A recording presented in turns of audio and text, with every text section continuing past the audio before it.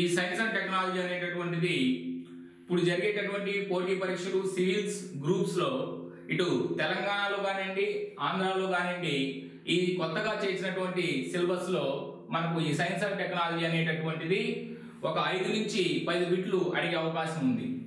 దీంట్లో ముఖ్యంగా మనం చెప్పుకోవాల్సినటువంటిది సైన్స్ అండ్ టెక్నాలజీలో ఏ ఏ అంశాలపైన వీటిలో బిట్స్ అడగవచ్చు అని. సో మనం దీంట్లో భారతదేశం సంబంధించినటువంటి ఈ సైన్స్ అండ్ టెక్నాలజీలో అంతరిక్ష రంగంలో నుంచి కొన్ని బిట్లు వచ్చే అవకాశం ఉంది. అలాగే రక్షణ రంగం, అలాగే ఇన్ఫర్మేషన్ టెక్నాలజీ, అలాగే మనకు బయోటెక్నాలజీ, తర్వాత రోబోటిక్స్, నూతనంగా ఏర్పడేటటువంటి ఈ సైన్స్ అండ్ టెక్నాలజీలో డెవలప్ అయ్యేటటువంటి రోబోటిక్స్ నందు కూడా కొన్ని బిట్లు వచ్చే అవకాశం ఉంది. అలాగే నానో టెక్నాలజీలో నుంచి కూడా కొన్ని బిట్లు వచ్చే అవకాశం ఉంది. డిజిటల్ ఇండియా అనేటటువంటిది మనకు కొత్తగా వచ్చినటువంటిది, దాంట్లో నుంచి కూడా కొన్ని మనకు బిట్స్ వచ్చే అవకాశాలు ఉన్నాయి. వీటిల్లో కొన్ని స్వల్ప మార్పులతో మనకు బిట్లు అనేటటువంటి మనం అవగాహన చేసుకునేదానికి ఇక్కడ మనం నూతనంగా చెప్పడం జరుగుతుంది. వీటిల్లో ముఖ్యంగా ఈ భారతదేశంలో సైన్స్ అండ్ టెక్నాలజీ అనేది ఎలా అభివృద్ధి చెందింది, ఎలా దాన్ని ప్రవేశపెట్టారు అనేటటువంటి దాని గురించి మనం ఒక అవగాహనకు వస్తే, మొట్టమొదటిసారిగా భారతదేశంలో సైన్స్ అండ్ టెక్నాలజీ అనేటటువంటిది మనకు మొదటి ప్రధాని అయినటువంటి జవహర్ లాల్ నెహ్రూ గారు దీన్ని గుర్తించి ఏ దేశమైనా సరే మనకు అభివృద్ధి చెందాలి అంటే త్వరితగతిన ఈ యొక్క సైన్స్ అండ్ టెక్నాలజీ రంగంలోనే తొందరగా అభివృద్ధి చెందవచ్చు అని గుర్తించి అప్పట్లో ఉండేటటువంటి ప్రముఖ శాస్త్రవేత్తలు హోమీ జహంగీర్ బాబా అనేటువంటి శాస్త్రవేత్తను ఒక అణుశక్తి రంగంలో అభివృద్ధి పరచడానికి కృషి చేయడం జరిగింది. అలాగే ఇంకొక శాస్త్రవేత్త విక్రమ్ సారాభాయ్, ఆయన అంతరిక్ష రంగంలో అభివృద్ధి పరచడానికి చాలా ప్రోత్సహించారు. అలాగే మనకు ఎంఎస్ స్వామినాథన్ వ్యవసాయ రంగంలో అభివృద్ధి పరచడానికి ఇక్కడ కృషి చేశారు. సో మొట్టమొదటిసారిగా ఈ జాతీయ సైన్స్ అండ్ టెక్నాలజీలో ముఖ్యమైనటువంటి శాస్త్రవేత్తలు చెప్పుకోవాలి అంటే ఈ హోమీ జహంగీర్ బాబా, విక్రమ్ సారాభాయ్, ఎంఎస్ స్వామినాథన్ అని చెప్పొచ్చు. వీళ్ళ తర్వాత ఇప్పుడు నేటి తరం వరకు మనకు ఏపీజే అబ్దుల్ కలాం వరకు కూడా అనేక మంది శాస్త్రవేత్తలు ఈ సైన్స్ అండ్ టెక్నాలజీని అభివృద్ధి పరుస్తూ వచ్చారు. అయితే ఈ యొక్క విధానం అనేటటువంటిది అభివృద్ధి పరచడానికి కావలసినటువంటి సహకారం అందించడానికి ప్రభుత్వం తరపు నుంచి మనకు ఒక విధానాన్ని తయారు చేయడం జరిగింది. అదే జాతీయ సైన్స్ విధానం. జాతీయ సైన్స్ విధానం ద్వారా ఈ సైన్స్ అండ్ టెక్నాలజీ అభివృద్ధి పరచడానికి అవకాశం ఉంటదనే ఉద్దేశంతో అప్పుడు మొట్టమొదటిసారిగా ఈ జాతీయ సైన్స్ విధానం అనేటటువంటిది 1958వ సంవత్సరంలో ఏర్పాటు చేయడం జరిగింది. అప్పుడు ఈ సైన్స్ విధానంలో సైన్స్ అండ్ టెక్నాలజీని ఎలా అభివృద్ధి పరచాలి, దానికి ఏ విధంగా మనకు ప్రణాళికలు రూపొందించాలి అనే ఉద్దేశంతో అప్పుడు మాట్లాడడం జరిగింది. ఆ తర్వాత కాలక్రమేణా ఆ సమావేశాల్లో మొట్టమొదటిసారిగా జరిగిన తర్వాత నెక్స్ట్ 1983లో దీని గురించి చర్చలోకి వచ్చింది. అంటే జాతీయ సైన్స్ అండ్ టెక్నాలజీని అభివృద్ధి పరచడానికి ఏ ప్రణాళికలు రూపొందించాలని అనుకున్నది మొట్టమొదటిసారిగా ఎప్పుడంటే 1958లో, ఆ తర్వాత 83లో, దాని తర్వాత మరలా 2013లో మనకు కోల్కతాలో జరిగినటువంటి 100వ జాతీయ సైన్స్ సదస్సులో దీని గురించి చెప్పడం జరిగింది. ఈ జాతీయ సైన్స్ సదస్సులు అనేటటువంటి వాటిలో ఈ సైన్స్ అండ్ టెక్నాలజీకి అభివృద్ధి పరచడానికి ఏ అంశాలు అవసరం, ఆ అంశాల గురించి ఎంత నిధులు సహకరించాలి, ఎంత నిధులను మనం ఇవ్వాలి, ప్రభుత్వం తరపు నుంచి మనం ఏ విధంగా దానికి తోడ్పడాలనే ఉద్దేశంతో చెప్పడం జరిగింది. అలాగే ఈ సైన్స్ అండ్ టెక్నాలజీ అభివృద్ధి పరుస్తూ దాంట్లో కొన్ని రంగాలను ఏర్పాటు చేయడం జరిగింది. అంటే ఒకసారిగా అన్ని మనకు అభివృద్ధి జరగాలంటే జరగదు. దానికోసంగా ఈ ప్రభుత్వం తరపున కొన్ని మనకు విధి విధానాలు రూపొందించినటువంటి సంస్థలను ఏర్పాటు చేయాలి. వాటి యొక్క డెవలప్మెంట్ కోసం కృషి చేయడం కోసం కొన్ని రంగాల్ని ఈ ప్రభుత్వం ద్వారా ఏర్పాటు చేయడం జరిగింది. వాటిలో ముఖ్యంగా చెప్పుకునేటువంటి కొన్ని రంగాల్లో ఒకటి డిఎస్టి అంటే department of science and technology. Department of science and technology అంటే మనకు సైన్స్ అండ్ టెక్నాలజీని మొత్తాన్ని ఏ విధంగా మనం దాన్ని రూపొందించుకోవాలి, వాటికి నిధులు ఏ విధంగా సహకరించాలి, వాటి యొక్క అభివృద్ధి పరచడానికి ఏదైనా అంశాలు ఉన్నాయి అనే ఉద్దేశంతో మొట్టమొదటి ప్రభుత్వం తరఫున ఏర్పాటు చేసినటువంటి ఒక డిపార్ట్మెంటే సైన్స్ అండ్ టెక్నాలజీ డిపార్ట్మెంట్. ఇది మే 1971లో ఏర్పాటు చేయడం జరిగింది. దీనిలో మనకు ఈ మొదటి సైన్స్ అండ్ టెక్నాలజీలో పర్యవేక్షించడానికి, దాంట్లో నిధులు సమకూర్చడానికి ఉండేటటువంటి ప్రభుత్వం తరపున ఏర్పాటు చేసినటువంటి సంస్థ డిపార్ట్మెంట్. తర్వాత డిఏఈ అంటే డిపార్ట్మెంట్ ఆఫ్ అటామిక్ ఎనర్జీ, అణుశక్తి. అణుశక్తి అనేటటువంటిది ఏ విధంగా మనం అభివృద్ధి పరచుకోవాలి, ఆటం బాంబ్, హైడ్రోజన్ బాంబ్ అలాంటి అణుశక్తి రంగంలో ఏ విధంగా మనం ప్రయోగాలు ఆవిష్కరణలు చేయాలి అనే ఉద్దేశంతో 1948లో దాని గురించి అనుకోవడం జరిగింది.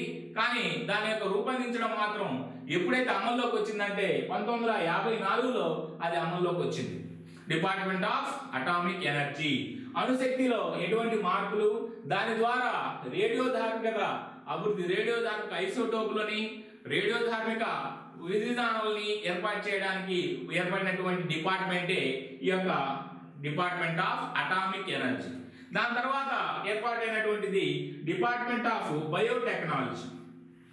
Department of biotechnology. ఈ బయోటెక్నాలజీ ఎందుకు అంటే మనకు వైద్య రంగంలో ఏర్పాటు చేసినటువంటి, వైద్య రంగంలో వచ్చేటువంటి వివిధ మార్పులని అభివృద్ధి పరచడానికి, అంటే వివిధ వ్యాధులకు సంబంధించినటువంటి వ్యాక్సిన్లను కనుక్కునేదానికి, తర్వాత కొత్తగా వచ్చేటటువంటి హెపటైటిస్, ఎయిడ్స్ అలాంటి కొత్తగా వచ్చేటువంటి వ్యాధులని నిర్మూలించడానికి తగినటువంటి మందులను కనుక్కునేదానికి, పరిశోధనలు చేయడానికి, ఈ యొక్క వైద్య రంగంలో అభివృద్ధి పరచడానికి కోసంగా డిపార్ట్మెంట్ ఆఫ్ బయోటెక్నాలజీని ఏర్పాటు చేయడం జరిగింది.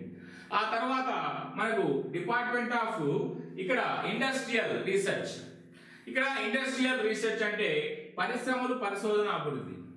ఇక్కడ మనకు ఇండస్ట్రియల్ అంటే పరిశ్రమలు ఎలా అభివృద్ధి పరచాలి, పరిశ్రమల ద్వారా వాటిలో కొత్తగా ఏర్పాటు చేయాల్సినటువంటి విధి విధానాలు ఏమిటి, దానికి సంబంధించినటువంటి ఎటువంటి అభివృద్ధి మనకు ఇవ్వాలి. దాంట్లో ఈ యొక్క డిపార్ట్మెంట్ లో బాగా కృషి చేసినటువంటి వ్యక్తులకి, దీంట్లో పరిశోధనలు చేసి బాగా కృషి చేసినటువంటి వ్యక్తికి ఈ డిపార్ట్మెంట్ తరఫున శాంతి స్వరూప్ భట్నాగర్ అవార్డు అనేటటువంటిది ప్రదానం చేస్తారు. దీంట్లో మనకు అడగాల్సినటువంటి చూడండి, ఏ డిపార్ట్మెంట్ తరఫున అంటే డిఎస్ఐఆర్ అన్నమాట, డిపార్ట్మెంట్ ఆఫ్ ఇక్కడ రీసెర్చ్, ఇండస్ట్రియల్ రీసెర్చ్ నందు ఎవరైతే బాగా కృషి చేస్తారో వాళ్ళకి ఇచ్చేటటువంటి అవార్డు ఏమిటి అంటే శాంతి స్వరూప్ భట్నాగర్ అవార్డు. ఈ అవార్డుని మనకు ఎవ్రీ ఇయర్ ప్రతి సంవత్సరం ఇవ్వడం జరుగుతుంది. అది అవార్డుల ప్రదానంలో మనం చెప్పుకోవడం జరుగుతుంది, ఎవరికి మనకు ఈ అవార్డు వచ్చింది అనేటటువంటిది. తర్వాత చెప్పుకోవాల్సినటువంటిది department of ocean development. Ocean development అంటే సముద్రాలకు సంబంధించినటువంటి, సముద్రంలో ఉండే వివిధ శక్తి వనరులని ఏ విధంగా మనం వెలికి తీయాలి, దాని యొక్క లోతు ఎంత, దాంట్లో ఉండేటటువంటి సహజ వనరులు ఏమిటి అనే దాని గురించి తెలుసుకునే దానికి ఏర్పాటు చేసినటువంటి సంస్థే డిపార్ట్మెంట్ ఆఫ్ ఓషన్ డిపార్ట్మెంట్. ఇక్కడ ఓషన్ డెవలప్మెంట్ అనేటటువంటిది సముద్రాల గురించి పరిశోధన చేసి వాటిలో శక్తి వనరులు తెలుసుకునేటటువంటిది. దాని తర్వాత చెప్పింది డిపార్ట్మెంట్ ఆఫ్ ఇక్కడ స్పేస్, డిపార్ట్మెంట్ ఆఫ్ స్పేస్ అంటే అంతరిక్షానికి సంబంధించినటువంటి డిపార్ట్మెంట్, విభాగం. దీంట్లో ఏ విధంగా అంతరిక్షంలో మనకు వివిధ ఉపగ్రహాలను ఏ విధంగా పంపించాలి, పిఎస్ఎల్వి, జిఎస్ఎల్వి, తర్వాత రాకెట్ వ్యవస్థను ఏ విధంగా అభివృద్ధి పరచాలి అనేటటువంటి వాటి గురించి చెప్పినటువంటిదే డిపార్ట్మెంట్ ఆఫ్ స్పేస్. అంతరిక్షం సంబంధించినటువంటి ఈ రంగాలన్నిటికీ సంబంధించినటువంటిది. ఇవన్నీ అభివృద్ధి పరిస్తే అప్పుడు మనకు సైన్స్ అండ్ టెక్నాలజీ అభివృద్ధి పడుతుంది. ప్రభుత్వం ద్వారా వీటన్నిటికి సహకారాన్ని అందిస్తే మన యొక్క భారతదేశం అభివృద్ధి చెందుతుంది. తద్వారా ఒక దేశం అనేటటువంటి దాని యొక్క ఆర్థిక, సామాజిక వ్యవస్థ అభివృద్ధి చెందాలి అంటే ఆ దేశం యొక్క సైన్స్ అండ్ టెక్నాలజీ వ్యవస్థ అనేది కూడా అభివృద్ధి చెందాలనే ఉద్దేశంతో ప్రభుత్వం ఏర్పాటు చేసినటువంటిదే ఈ వివిధ రంగాలు. దీంట్లో మనకు జాతీయ సైన్స్ కాంగ్రెస్ అనేటటువంటిది ప్రతి సంవత్సరము జనవరి నెలలో ఏర్పాటు చేయడం జరుగుతుంది. ఇది ఎక్కడ ఏర్పాటు జరిగింది అనే దాని గురించి మనకు ఒక బిట్ అడిగే అవకాశం ఉంది. సో దాన్ని మనం చెప్పుకున్నట్లయితే 100వ భారత జాతీయ సైన్స్ కాంగ్రెస్ ఎక్కడ ఏర్పాటు చేశారు అంటే కోల్కతాలో ఏర్పాటు చేశారు. కోల్కతా యూనివర్సిటీ. అది 2013లో జరిగింది. 100వ ఇంపార్టెంట్ గా అడగొచ్చిందమ్మా, ఇది ఇంపార్టెంట్ బిట్. జాతీయ సైన్స్ కాంగ్రెస్ నిర్వహణ, 100వ జాతీయ సైన్స్ కాంగ్రెస్ నిర్వహణ ఎక్కడ ఏర్పాటు చేయడం జరిగింది అంటే కోల్కతాలో యూనివర్సిటీలో. ఎప్పుడు 2013లో. దాని యొక్క ముఖ్య ఉద్దేశం ఏమిటి అంటే అప్పుడు సైన్స్ నందు భవిష్యత్తు ప్రణాళిక, ఏ విధంగా దాని యొక్క షేప్ ఆఫ్ ద సైన్స్ ఏ విధంగా అభివృద్ధి పరచాలి, దానికి కొత్త ప్రణాళికలు ఏ విధంగా ఏర్పాటు చేయాలి అనే ఉద్దేశంతో చెప్పినటువంటిదే ఆ సమావేశం. దాని తర్వాత 101వ భారత జాతీయ సైన్స్ కాంగ్రెస్ అనేటటువంటిది 2014లో జమ్మూ యూనివర్సిటీలో జరగడం జరిగింది. జమ్మూ విశ్వవిద్యాలయంలో ఏర్పాటు చేయడం జరిగింది. అప్పుడు దాని యొక్క ముఖ్య ఉద్దేశం ఏంటంటే కొత్త ఆవిష్కరణలు ఎలా చేయాలి, ఆ ఆవిష్కరణలతో అభివృద్ధి ఎలా జరగాలి, డెవలప్మెంట్ అనేది ఎలా జరగాలి అనే ఉద్దేశంతో అప్పుడు ఆ సైన్స్ కాంగ్రెస్ నిర్వహణలో ముఖ్య ఉద్దేశం. తర్వాత జరిగినటువంటిది 102వ జాతీయ సైన్స్ కాంగ్రెస్ నిర్వహణ ఎప్పుడు జరిగిందంటే 2015లో జరిగింది. ఎక్కడ అంటే ముంబై యూనివర్సిటీలో జరిగింది. అప్పుడు దాని యొక్క ముఖ్య ఉద్దేశం ఏంటంటే హ్యూమన్ డెవలప్మెంట్, మానవ అభివృద్ధి. ఏ విధంగా అయితే ఈ సైన్స్ అండ్ టెక్నాలజీలో హ్యూమన్ డెవలప్మెంట్ మనకు ప్రతి ఒక్కరు కూడా ఇక్కడ ఈ సైన్స్ అండ్ టెక్నాలజీ కోసం పరిశోధనలు చేసేటటువంటి వ్యక్తులు చూస్తే మనకు మన దేశంలో ఒక 10,000 మంది తీసుకున్నట్లయితే కేవలము నలుగురు మాత్రమే ఈ రీసెర్చ్ చేయడంలో జరుగుతుంది.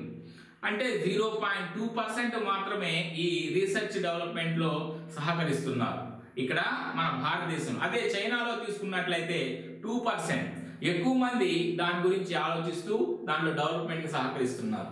కాబట్టి వీటిల్లో హ్యూమన్ డెవలప్మెంట్ అనేది లేకపోతే, అంటే మనకు అభివృద్ధి పరచడానికి అవకాశం అనేది లేకపోతే, మీరు కృషి చేయడానికి ముందుకు రాకపోతే భారతదేశం అభివృద్ధి చెందదన్న ఉద్దేశంతో దాని గురించి చర్చించడం జరిగింది ముంబైలో.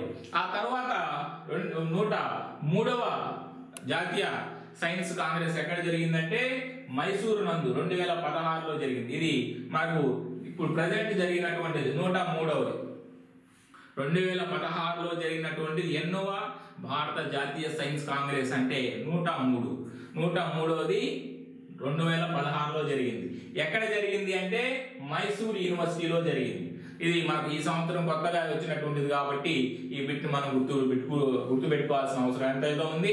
ఇది మైసూర్ యూనివర్సిటీలో జరిగినటువంటిది 103వ భారత జాతీయ సైన్స్ కాంగ్రెస్ నిర్వహణ. దీని యొక్క ముఖ్య ఉద్దేశం ఏమిటంటే ఇండిజినియస్ డెవలప్మెంట్ అంటే ఇండియాలో ఉండేటటువంటి ఎక్కువగా ఆవిష్కరణలు చేసినటువంటి వ్యక్తుల ద్వారా లేదా కొత్తగా ఆవిష్కరణలు ఎక్కడైతే ఉన్నాయో ఆ రీసెర్చ్ చేసేటటువంటి వ్యక్తులకి, అలాగే మనకు ఆ సంస్థలకి మంచి ఉద్దేశంతో వాటన్నిటికీ సహకరించి మొత్తం ఈ సైన్స్ అండ్ టెక్నాలజీలో ఏ విధంగా అభివృద్ధి పరచాలి, వాటి కొత్త విధానాలు ఏ విధంగా ఏర్పాటు చేయాలి, వాటి యొక్క అభివృద్ధి సహకారాలని ఏ విధంగా మనం అక్కడ చెప్పాలి అనే ఉద్దేశంతో ఏర్పాటు చేయనటువంటిది, నూతనంగా ఏర్పాటు చేసినటువంటిది. దీని తర్వాత 2017లో కూడా ఇది జరుగుతుంది. అప్పుడు 2017లో 104వ జాతీయ కాంగ్రెస్ ఎక్కడ జరుగుతుందంటే చెన్నైలోని SRM యూనివర్సిటీ నందు జరుగుతుంది. ఇది అడ్వాన్స్డ్, ఇది నెక్స్ట్ రాబోయేటటువంటిది. సో దీని యొక్క విధి విధానం ఇంకా మనం చెప్పుకోలేదు. దీంట్లో అడిగేటటువంటి ఒక బిట్టు ఖచ్చితంగా అడగవచ్చు. మొట్టమొదటిది మనం 100వ భారత జాతీయ సైన్స్ కాంగ్రెస్ ఎక్కడ నిర్వహించబడింది అంటే కోల్కతా యూనివర్సిటీ. ఏ సంవత్సరంలో? 2013 సంవత్సరంలో అని ఈ బిట్ అడిగే అవకాశం ఉంది. అలాగే ఇప్పుడు రీసెంట్ గా జరిగినటువంటిది ఏంటంటే 2016లో నిర్వహించినటువంటి భారత జాతీయ సైన్స్ కాంగ్రెస్ నిర్వహణ ఎన్నోవది అంటే 103వది అని మనం చెప్పుకోవచ్చు. ఇలా వీటిలో అడిగే అవకాశం ఉంది. వీటిల్లో ముఖ్యంగా మనకు అడిగేటటువంటి వాటిల్లో అణుశక్తి రంగం నందు మొట్టమొదటిసారిగా కృషి చేసినటువంటి శాస్త్రవేత్త ఎవరంటే హోమీ జహంగీర్ బాబా అని చెప్పవచ్చు. అలాగే అంతరిక్ష రంగంలో మొట్టమొదటి ఎవరు శాస్త్రవేత్త అంటే విక్రమ్ సారాభాయి. వ్యవసాయ రంగంలో మనం ఎవరు తీసుకోవచ్చు అంటే MS స్వామినాథన్. ఇవి మనం అడిగేటటువంటి ముఖ్యమైనటువంటి బిట్స్. దీంట్లో జాతీయ సైన్స్ విధానం అనేది ఎప్పుడు జరిగింది? 1958లో జరిగింది మొట్టమొదటిసారిగా. ఆ తర్వాత 1983, ఆ తర్వాత మనం చెప్పుకుంది 2013 100వ జాతీయ. సరే, దీంట్లో ఎన్ని విభాగాలు ఉన్నాయి ఈ అభివృద్ధి పరచడానికి? ఈ యొక్క సైన్స్ అండ్ టెక్నాలజీని అభివృద్ధి పరచడానికి ఎన్ని విభాగాలు ఉన్నాయంటే ఒక 6 విభాగాలు ఉన్నాయి. ఈ 6 విభాగాల గురించి మనం క్షుణ్ణంగా చెప్పుకోవచ్చు. అప్పుడు వాటిలో కూడా బిట్ అడగడానికి అవకాశం ఏంటంటే సముద్రాల పరిశోధన గురించి ఏర్పాటు చేసిన విభాగం ఏంటి అంటే department of ocean development, DoD, department of ocean development అని చెప్పొచ్చు. అలాగే అణుశక్తిలో మార్పు, రేడియోధార్మిక అభివృద్ధి కోసంగా ఏర్పాటు చేసిన విభాగం ఏమిటి అని అడిగినప్పుడు డిపార్ట్మెంట్ ఆఫ్ అటామిక్ ఎనర్జీ అని చెప్పొచ్చు. Department of atomic energy. ఇది ఎప్పుడు ఏర్పాటు చేశారు అంటే 1948లో దాని గురించి అనుకుంటే అది అమల్లో జరిగింది ఎప్పుడు అంటే 1954లో. ఈ 2 డేట్స్ మనం కన్ఫ్యూజ్ అవ్వకూడదు. ఎప్పుడు అనుకున్నారో అమలు జరిగింది, ఎప్పుడు అనుకున్నది వచ్చేసి ప్రణాళిక 1948, అమలు జరిగింది ఎప్పుడు అన్నప్పుడు 1954 అని మనం గుర్తుపెట్టుకోవాలి. వీటిలో ముఖ్యంగా మనం చెప్పుకోవాల్సినటువంటి సైన్స్ అండ్ టెక్నాలజీ గురించి కొంతవరకు బేసిక్ నాలెడ్జ్ గా చెప్పవచ్చు. ఈ పైన మనకు దాంట్లో ఈ యొక్క కొత్త విభాగాల్లో ఏ విధంగా అభివృద్ధి పరిచారనేటటువంటిది మనం నెక్స్ట్ క్లాస్ లో చెప్పుకుందాం.